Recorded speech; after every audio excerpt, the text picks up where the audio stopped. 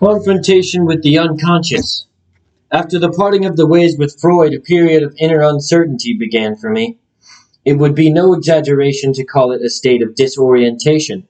I felt totally suspended in midair, for I had not yet found my own footing. Above all, I felt it necessary to develop a new attitude toward my patients. I resolved for the present not to bring any theoretical premises to bear upon them, but to wait and see what they would tell of their own accord. My aim became to leave things to chance. The result was that the patients would spontaneously report their dreams and fantasies to me, and I would merely ask, "What occurs to you in connection with that?" Or, "How do you mean that? Where does that come from? What do you think about it?" The interpretations seemed to follow their own accord from the patient's replies and associations.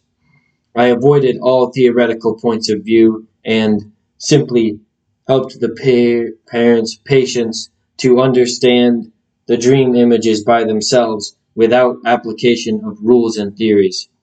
Soon I realized that it was right to take the dreams in this way as the basis for interpretation, for that is how dreams are intended. They are the facts from which we must proceed.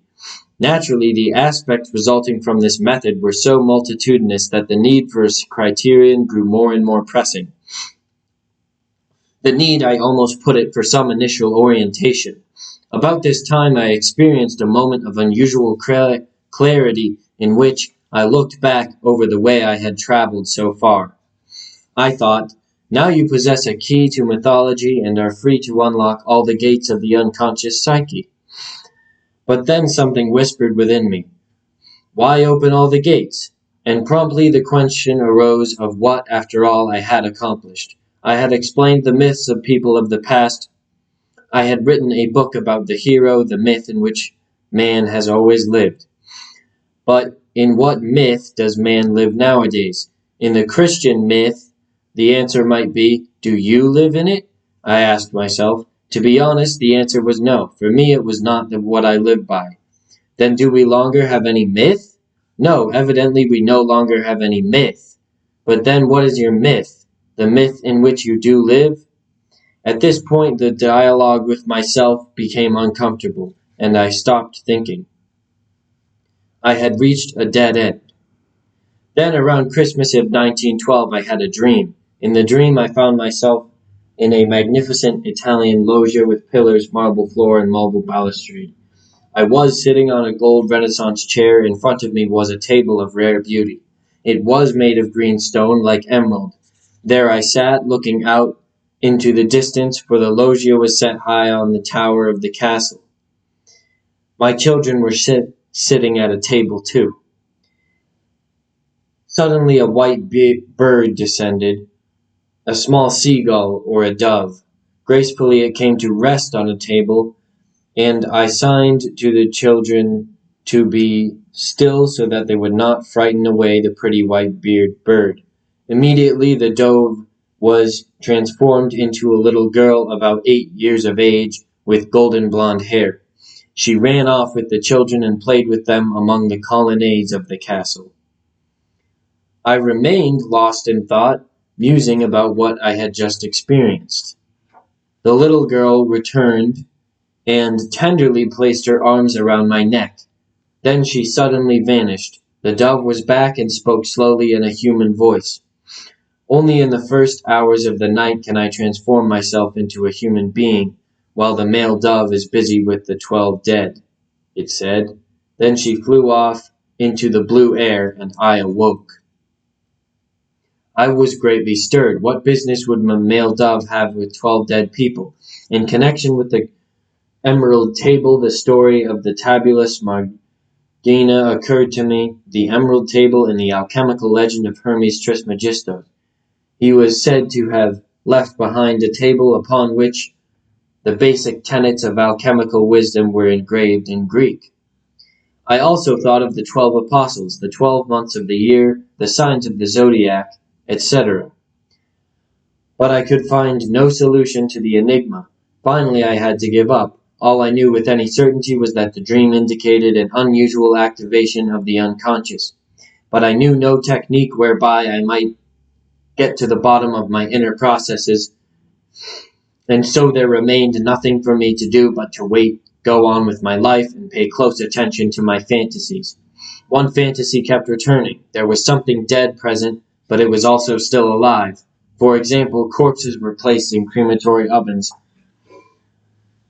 but were then discovered to be still living. These fantasies came to a head and were simultaneously resolved in a dream. It was in a region like Aliscamps near our lake. There they have a lane of sarcophagi which go back to Merovingian times. In a dream I was coming from the city and saw before me a similar lane with a long row of tombs. There were pedestals and stone slabs which the dead lay. They reminded me of old church burial vaults where knights in armor lie outstretched. Thus the day lay in my dream in their antique clothes with hands clasped, the difference being that they were not hewn of stone but in a curious fashion mummified. I stood still in front of the first grave and looked at the dead man, who was a person of the 1830s. I looked at his clothes with interest, whereupon he suddenly moved and came to life. He unclasped his hands, but that was only because I was looking at him. I had an extremely unpleasant feeling, but walked on and came on another body. He belonged to the 18th century.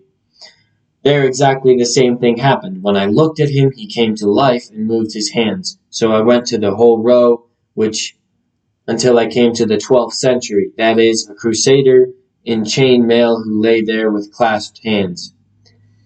His figure seemed carved out of wood. For a long time I looked at him and thought he was really dead, but suddenly I saw that a finger of his left hand was beginning to stir gently.